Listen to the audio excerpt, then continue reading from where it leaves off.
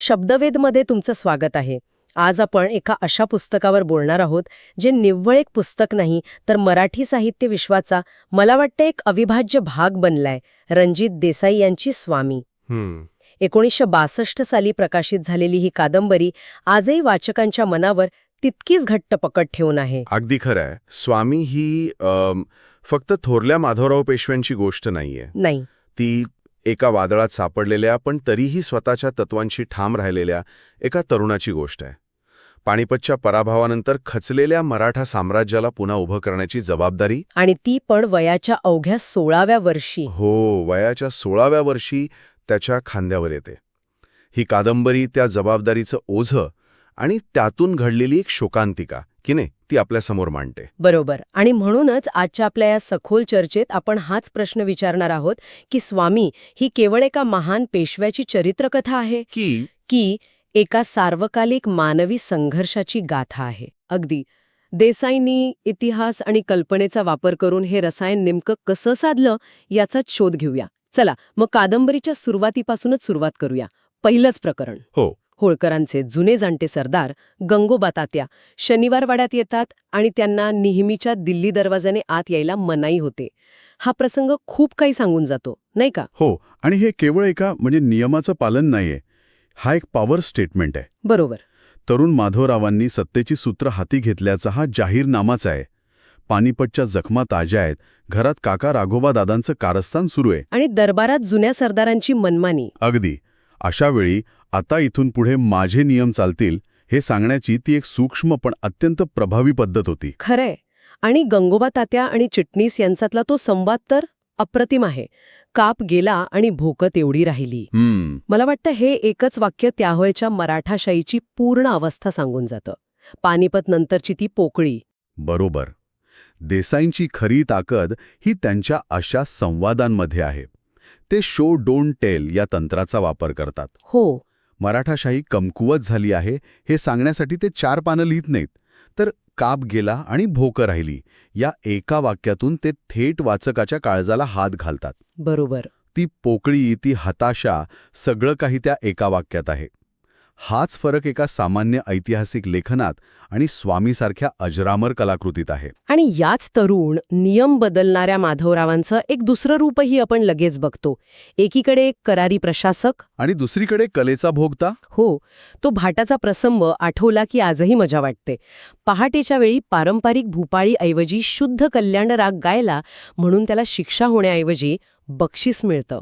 हो, आणि या प्रसंगातून देसाई माधवरावांच्या व्यक्तिमत्वाची खोली दाखवतात.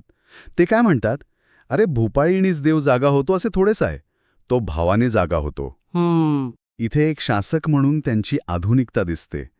परंपरेला आंधळेपणाने चिकटून बसण्याऐवजी त्यातील भावाला, त्यातील कलेला महत्त्व देणारा हा राजा आहे. पण मला इथे एक प्रश्न पडतो.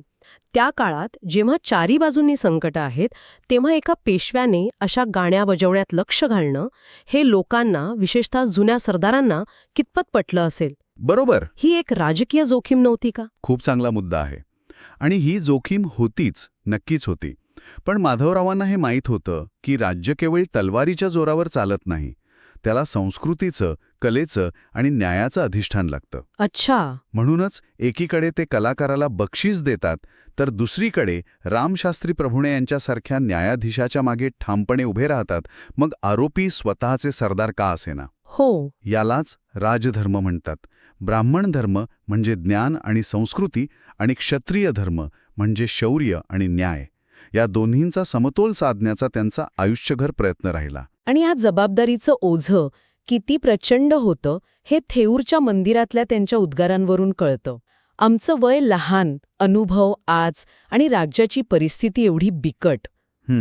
हे वाक्य वाचताना जाणवतं की त्या करारी चेहऱ्यामागे एक तरुण दडलेला आहे, जो आतून थोडासा घाबरलेला पण तितकाच दृढनिश्चयी आहे. कादंबरीचा खरा गाभा हा याच संघर्षात आहे. आणि हा संघर्ष फक्त बाहेरच्या शत्रूंशी नाही. निजाम, हैदर अली हे शत्रू तर आहेतच, पण खरा संघर्ष घरात आहे. एकीकडे महत्वाकांक्षी काका राघोबा दादा, ज्यांना वाटतंय की पेशवाईवर त्यांचा हक्क आहे, आणि दुसरीकडे स्वतःची आई गोपिकाबाई. गोपिकाबाईंचं पात्र तर खूपच गुंतागुंतीचं आहे. एकीकडे मुलावर प्रचंड प्रेम आहे, पण दुसरीकडे म्हणजे पारंपरिक विचारांच्या इतक्या आहारी गेल्या आहेत की त्या मुलाच्या प्रगतिशील विचारांनाच विरोध करतात. हो, त्यांचं आणि माधवरावांचं नातं म्हणजे कर्तव्य आणि भावना यांच्यातला एक सततचा संघर्ष आहे. अगदी. आणि देसाईंनी हे नातं खूप संवेदनशीलतेने रेखाटलं आहे. ते गोपिकाबाईंना विलन ठरवत नाहीत. नाही, अजिबात नाही. त्यांच्या बाजूची कहाणी, त्यांच्या मनातली भीती, एक विधवा म्हणून स्वतःचं आणि मुलाचं स्थान टिकवण्यासाठीची त्यांची धडपड, हे सगळं ते दाखवतात. त्यामुळे वाचकाला गोपिकाबाईंचा राग येत नाही तर कीव येते. कीव येते. राघोबा दादांच्या बाबतीतही तेच. त्यांची महत्वाकांक्षा, त्यांचा आतला असुरक्षितपणा, या सगळ्याला देसाई एक मानवी चेहरा देतात. आणि याच राजकीय आणि कौटुंबिक गदारोळात रमाबाईंसोबतचं त्यांचं नातं एका शांत बेटासारखं वाटतं. हो, ते नातं खूप हळुवारपणे जपलेलं आहे. तिथे कुठेही सत्तेचा किंवा पदाचा बडेजाव नाही. बरोबर. थेऊरच्या मंदिरातला तो प्रसंग आठवा. बाहेर राजकारणाचं वादळ सुरू आहे आणि इथे माधवराव रमाबाईंना नदीकाठच्या एका सुंदर जागेबद्दल सांगत आहेत. हो, जिथे त्यांना रमाबाईंना घेऊन जायचे. बरोबर. हा क्षण त्यांच्या नात्याची पूर्ण व्याख्या करतो. तिथे ते पेशवे नाहीत, तर फक्त एक पती आहेत, ज्याला आपल्या पत्नीसोबत काही निवांत क्षण घालवायचे आहेत. देसाईंनी या नात्यातून माधवरावांची भावनिक बाजू उलगडलीय.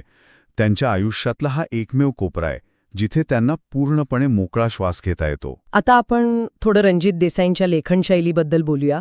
त्यांनी प्रस्तावनेतच लिहिलं आहे की ऐतिहासिक कथा लिहिणं आणि कादंबरी लिहिणं, आणि तीही एका जीवनावर, ही अत्यंत अवघड गोष्ट.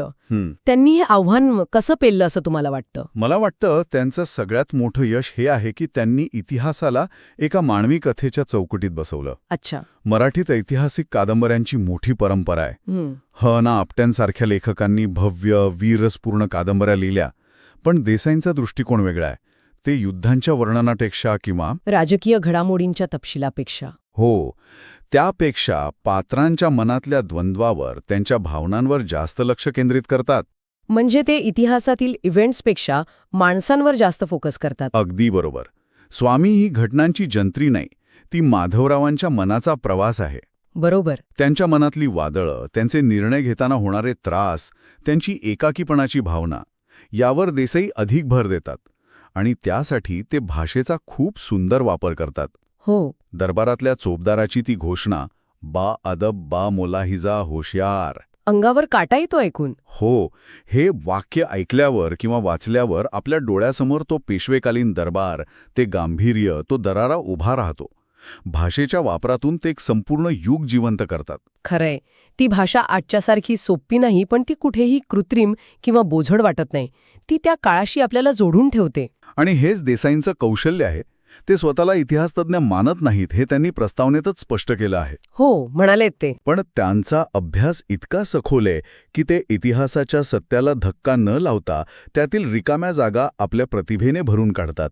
त्यामुळे स्वामी ही केवळ एक ऐतिहासिक कादंबरी न राहता ती एक कालातीत शोकांतिका, म्हणजे एक ह्युमन ट्रॅजेडी बनते. कादंबरीचा शेवटचा भाग तर अक्षरशः हृदय पिळवटून टाकणारा आहे. राजयक्ष्मासारख्या आजाराशी माधवरावांचा तो लढा, आणि त्या आजारपणात सुद्धा राज्याची काळजी. हो, आणि त्या आजारपणातलं त्यांचं तत्वज्ञान मनाला भेटतं. ते सखाराम बापूंना म्हणतात, आपल्यासारखा शेकडोंचं धनीपण चालवणाऱ्या आमच्यासारख्यांना राजयक्ष्मासारख्या दुर्घट रोगांना तोंड द्यावं लागतं. हो. यात कुठेही तक्रार नाही, एक प्रकारची स्वीकृती आहे. जणू काही मोठी जबाबदारीसोबत येणारी ही एक मोठी किंमत आहे, आणि ती चुकवायला ते तयार आहेत. हे वाक्य त्यांच्यातल्या स्थितप्रज्ञ योद्ध्याचं दर्शन घडवतं. ग्रँड डफचं एक वाक्य कादंबरीच्या सुरुवातीलाच आहे, जे या सगळ्यावर शिक्कामोर्तब करतं. हो. पाणीपतच्या मैदानापेक्षाही या उत्कृष्ट राजपुत्राचा अकाली मृत्यू मराठा साम्राज्यासाठी अधिक घातक ठरला. अवघ्या 27 वर्षांचं आयुष्य. 27 वर्ष. विचार केला तरी अंगावर काटा येतो की जर ती व्यक्ती आणखी काही वर्ष जगली असती तर कदाचित भारताचा इतिहास वेगळा असता. निश्चितच. आणि कादंबरी याच ऐतिहासिक सत्याला एका भावनिक शिखरावर नेऊन ठेवते. माधवरावांच्या मृत्यूनंतरचा तो प्रसंग, रमाबाईंचा सती जाण्याचा निर्णय, तो क्षण देसाईंनी ज्या प्रकारे लिहिला आहे तो अविस्मरणीय आहे. हो. रामजीला पुण्याला पाठवून सतीची वस्त्र घेऊन ये असं शांतपणे सांगणं, त्यात ना कोणतं नाट्य आहे ना आरडाओरडा. काही नाही. एक शांत पण पोलादी निश्चय आहे. त्या एका प्रसंगात रमाबाईंच्या संपूर्ण पात्राचं सार येतं. त्या केवळ पेशव्यांच्या पत्नी नाहीत, तर त्यांच्या सहचारिणी आहेत. हो, त्यांच्या सहचारिणी आहेत, ज्यांच्यासाठी त्यांच्याशिवाय आयुष्याला काहीच अर्थ नाही. आणि इथेच स्वामी ही कादंबरी पूर्ण होते. हं. ती केवळ एका राजाच्या मृत्यूची गोष्ट राहत नाही, तर ती एका प्रेमकथेचीही शोकांतिका बनते. बरोबर. कर्तव्यासाठी आयुष्यभर झगडलेल्या एका राजाचा अंत आणि प्रेमासाठी स्वतःच्या आयुष्याचा त्याग करणारी एक राणी, या दोन्ही गोष्टी एकत्र येऊन स्वामीला एका वेगळ्याच उंचीवर नेऊन ठेवतात. तर आजच्या चर्चेनंतर आपण पुन्हा त्याच मूळ प्रश्नावर येतो. स्वामी ही केवळ एका पेशव्याची गोष्ट नाही, तर कर्तव्याचं ओझं, नात्यांमधला संघर्ष वेळेआधी संपलेलं एक महान आयुष्य आणि एक अपूर्ण राहिलेल्या स्वप्नाची ही कहाणी आहे. म्हणूनच 1962 पासून आजपर्यंत म्हणजे 60 वर्षांनंतरही ही कादंबरी वाचकांच्या मनावर राज्य करत आहे.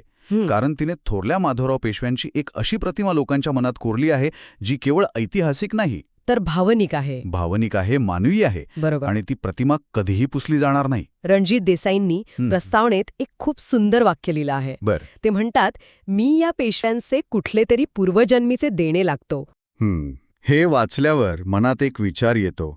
एखाद्या ऐतिहासिक पात्रावर लिहिताना लेखकाचा त्या पात्राशी एक भावनिक संबंध जोडला जातो, हे खरंय.